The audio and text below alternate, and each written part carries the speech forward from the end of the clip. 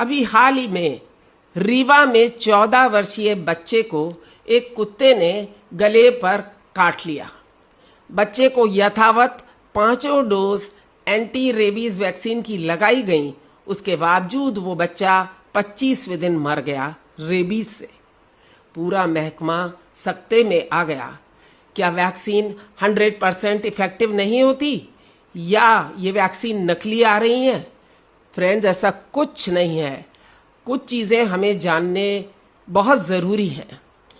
कुत्ता या किसी भी जानवर का काटा हुआ अगर हमारे शोल्डर्स के ऊपर वाले हिस्से में है, यानी नेक, फेस एंड हेड पर है, तो उसको हम कैटेगरी सी का वुंड मानेंगे, यानी it is a serious matter.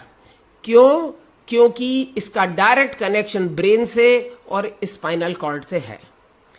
हम वैक्सीन लगाते हैं, परंतु वैक्सीन की लिमिटेशन ये है कि वो तुरंत ही आपको बचाव नहीं दे सकती। वो आपके बॉडी में जाती है, इम्यून रेस्पॉन्स इवोक करती है, उसको लगते हैं 1 से 2 हफ्ते, जिसमें कि वो आपके बॉडी में एंटीबॉडीज बना पाती है। तब तक 1 से 2 हफ्ते में आपके पास कोई प्रोटेक्शन नहीं है।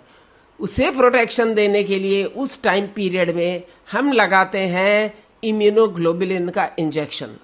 डॉक्टर आपके वेट के अनुसार आपकी डोज को कैलकुलेट करता है और इम्यूनोग्लोबुलिन का इंजेक्शन आपके वुंड के चारों तरफ इन्फिल्ट्रेट कर देता है और साथ में वुंड में भी कर देता है।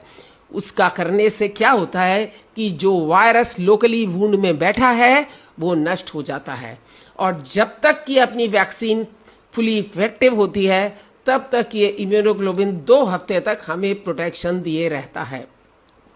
इस बच्चे के साथ भी वही प्रॉब्लम हुई थी। उसे बिना इम्यूनोग्लोबुलिन दिए हुए उसको वैक्सीन लगा दी गई थी, इसलिए उसका फर्स्ट 2 वीक्स का प्रोटेक्शन नहीं हो पाया था और रेबीज फैल गई थी उसके बॉडी में, इसलिए उसकी मृत्यु हो गई।